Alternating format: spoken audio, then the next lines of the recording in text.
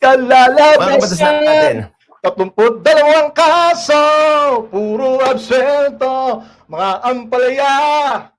Paano na to? Di ba't sampal ito sa inyo?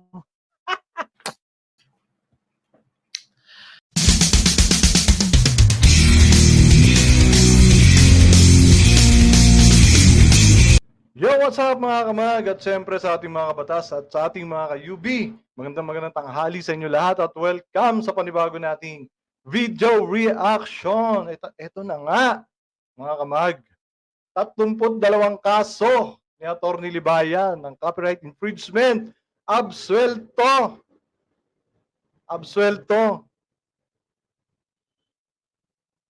Siyempre, ang saya niyan, di ba? Paano na yan, mga ampalaya? Ano sagot nyo? 32 bobo ng mga kabatas? Puro naman kayo ganyan eh. Wala namang matalino sa inyo kundi yung sarili nyo eh. Di ba? Kita nyo kung matalino kayo? Di ba? Yung 10 abogado, nasaan na?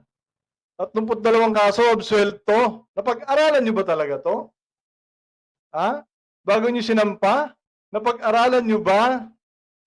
At ito ba yung dahilan kung bakit hindi nyo nilalabas sa mainstream media? Dahil sabi nga ni Bex, sabi nga ni Melo Bex, no? Yung mga copyright infringement, naniniwala ako na absuelto yun. Yung pala, alam na nila, absuelto na. Kaya 32 sampal ang inabot ng mga ampalaya. Ang sakit nun. 32 sampal. Oh my goodness. Kaya sabi nga ni attorney, wag na nga. Pag magkakaso kasi yung sure ball, di ba? Yung sure ball, para hindi napapahiya. Yung problema, alam niyo naman mga absuelto, sinampan niyo pa. Di ba? So ngayon, pakinggan natin si Atty. Libayan. Panoorin natin. Yung take niya dito. Oh my goodness. Oh, tuloy. Pag-aralan natin ito. Maraming salamat po. At syempre, Sorry. tulad ng laging sinasabi, matulog po tayo na may... Sorry. Doon na pala ako sa end. Bisa natin. Umakalat na balita ng standing daw ay 3-0 na. Well, hindi pala. 32-0 na. Bago maniwala, mag-isip-isip na muna. Marami ang namamatay sa maling akala. Nung ako'y musmus pa lamang ay takot ang ko. Nung ako'y naging binata, sino ba tong taong to? Ngayon ay may asawa. Ilan? Meron na ring pamilya. Maraming ang kaso pero nadidismiss na mga ito. Di mo na kailangan mag-alinlangan kung tama ang gagawin mo. Basta't huwag kalimutan magdahan-dahan.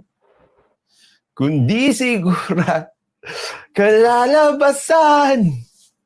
Natin. 32 kaso, puro absento, mga ampalaya. Paano na to? Di ba't sampal ito sa inyo? I just want to dispel many of the rumors. Okay?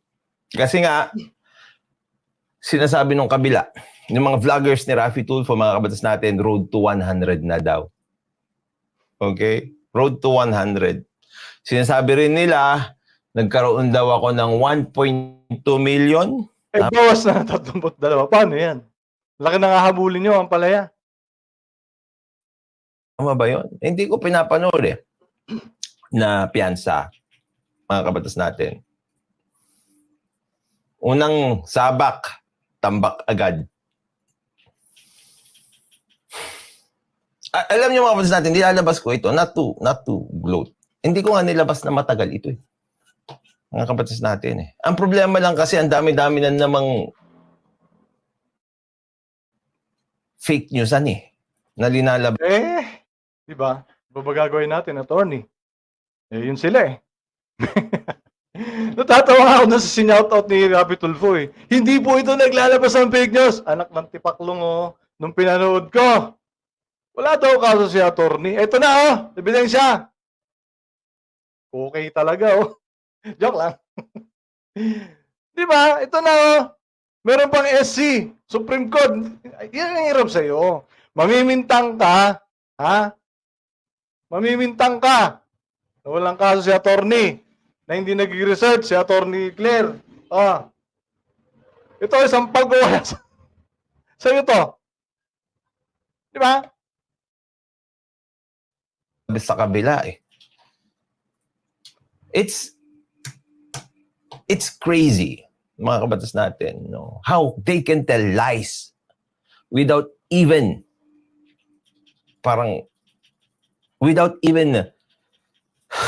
Okay ko pala. Without even like having remorse sa mga consequences ng mga sinasabi nila. Kung ano-ano yung mga linalabas nila, mga kabatas natin na well, sabi ko nga maaaring wala silang pakialam kung fake news nilalabas sila because trabaho nila yon. Diba? Trabaho nila And pag trabaho yan, may compensation, siyempre. May profit. kasinungalingan. Ngayon, mga kabatas natin, Makapagpa-impress lang doon sa boss nila. ito yung gagawin natin. Yung mga resolution ng korte dito sa 32 cases na final laban sa akin, which, tama ho kayo, mga kabatas natin. Tama, ito. Without flinching. Yun yung word na hinahanap ko. Hindi ko nahanap. Thank you, kayo. Ang palaya. The resolutions are a work of art. Are works of art. We can learn a lot from it. This platform, mga kabatas natin, we teach law, we study law. Tama, di ba mga kabatas natin? Now, we have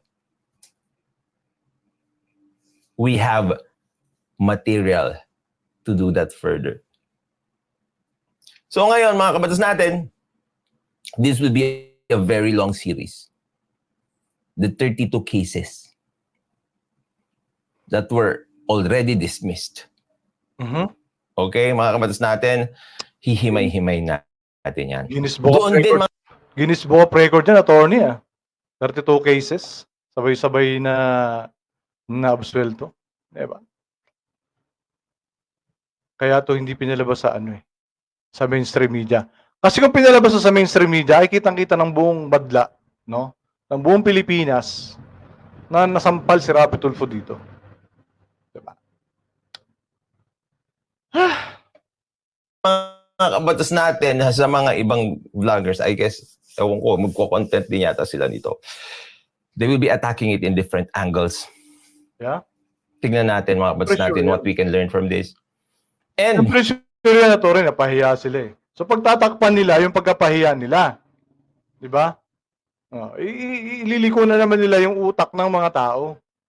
Ganun lang yan Para nga naman, sila kahihiya masyado. Imagine, 32 sampal lang inabot nila rito. Mga kabatas natin, this is a case which involves, or these are cases, mga kabatas natin, which involve magandang title yan, public interest. Daily dose of 32-0.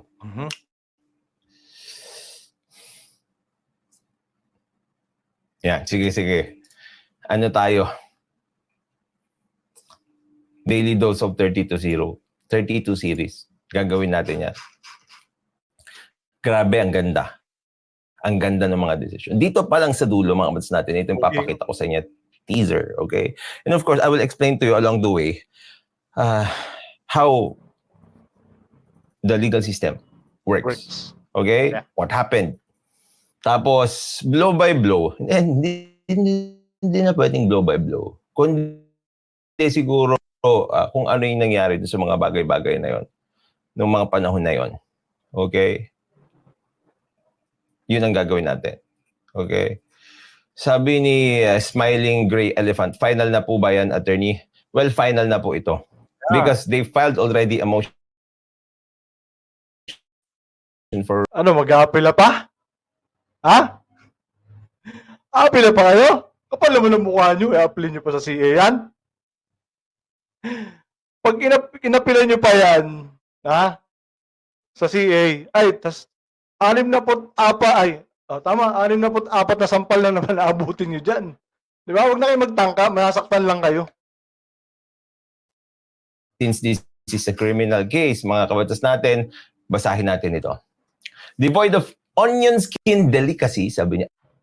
Devoid of onion skin delicacy. Ano ba? As a journalist should be, As a journalist should be. Bakit kasi? Masyado kayong maninipis. Maninipis ang yung balat niyo. the rulings of the court therein would be Pero makakapal mukha niyo. appreciated by anyone well-versed in literature and logic to be merely based on the exercise of logic and law with cold and precise impartiality. Ang nangyari kasi dito, mga kabatas natin, no? They tried to inhibit the judge again. Ngayon, mga kabatas natin, sinasabi nila na impartial yung judge, na bias yung judge. Di ba? Nakita nyo naman, linalabas din sa kabila yan. Pero, hindi ko nga alam kung saan galing yung mga linalabas nila. Pag due process, bias yung judge. Pag sa rapid tulpo in action, hindi bias. Ay, nako, talaga naman. Talaga naman. Pag sa due process, bias. Ha? Pag sa RTIA, hindi bias si Rabi Tulfo. Ganon. Kasi kalokohan. Tingnan nyo. To emphasize without fault of being repetitive, the court had painstakingly viewed, summarized, and tabled all the videos herein and had duly researched all the laws and jurisprudence necessary therein. The videos at what they are. Evidence of what the private complainant actually did and what the accused actually did. Kasi mga kabatas natin, ano ba naman kasi ang magiging ebidensya? No? Ano ang magiging ebidensya dan? It's the videos. Wala naman ng issue. Videos lang eh. Doon naman natin titignan talaga if the videos are actually accepted Ay, yun po paano yung mga screenshot? Hindi ba ebidensya yun? Mabigat ata ebidensya yun eh. from copyright Sa copyright infringement. and actually fair use. Diba? Kaya sinabi niya dito, no amount of verbiage, drama, and hyperventilation will reverse what the parties did. Res ipsa loquitur. Ano ang res ipsa loquitur? The thing speaks for itself. So, ibig sabihin, yung video na rin mismo nagsabi na walang kasalanan si attorney. Ang galing ng mga abogado nyo. 100. Ewan? The videos speak for themselves. Diba? Sabi ni Mang Rene sa Kalam, our justice is still working. We don't need to cut the process. Kaya hindi pabor yung nagsasabi ng cut the process, hindi pinaboran ng due process.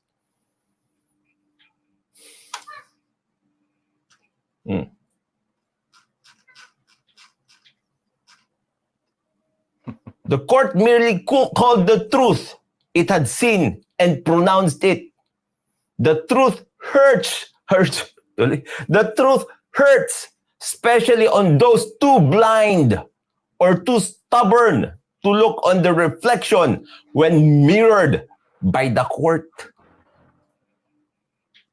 This is what a court of justice and equity does. Hold up a mirror to those who appear before it.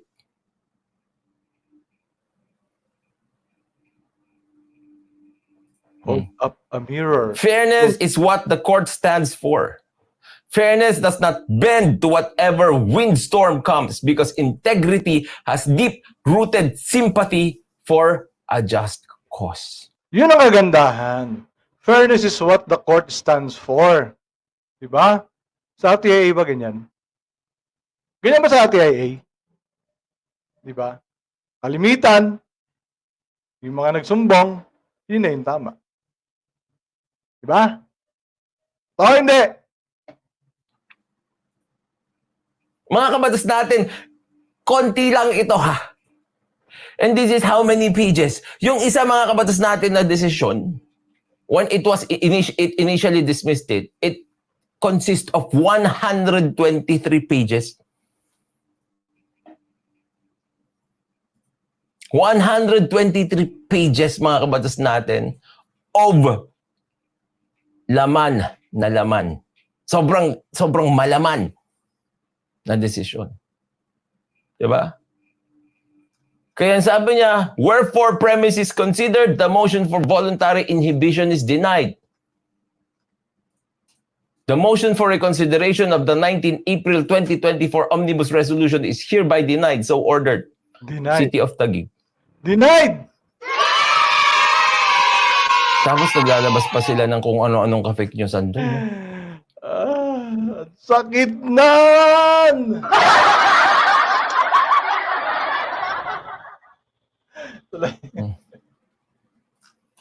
Anyway, mga kabats natin, this is just a prologue, no?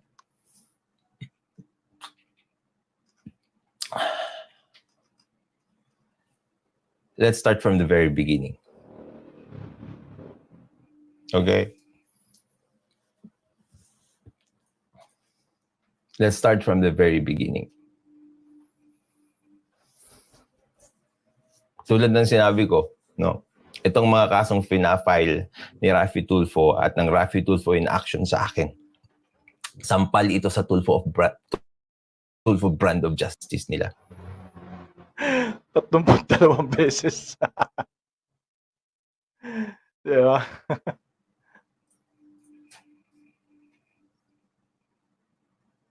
$32-0.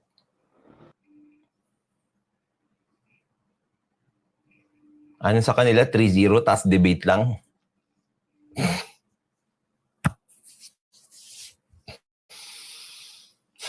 Tapos naglalabas pa sila ng Naglalabas pa sila ng fake news. Like I said, mga kabatas natin, hindi ko na nga dapat i-content ito eh. Wala yung camera ko ah.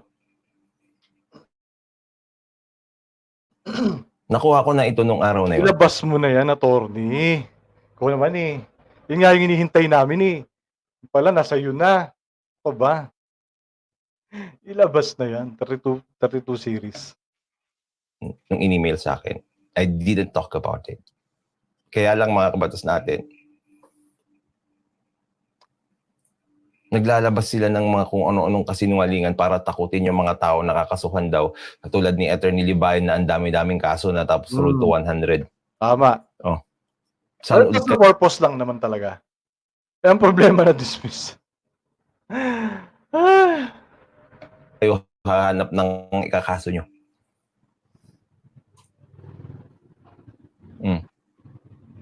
O nga, saan kayo hanap ikakaso nyo ngayon? Ano yan?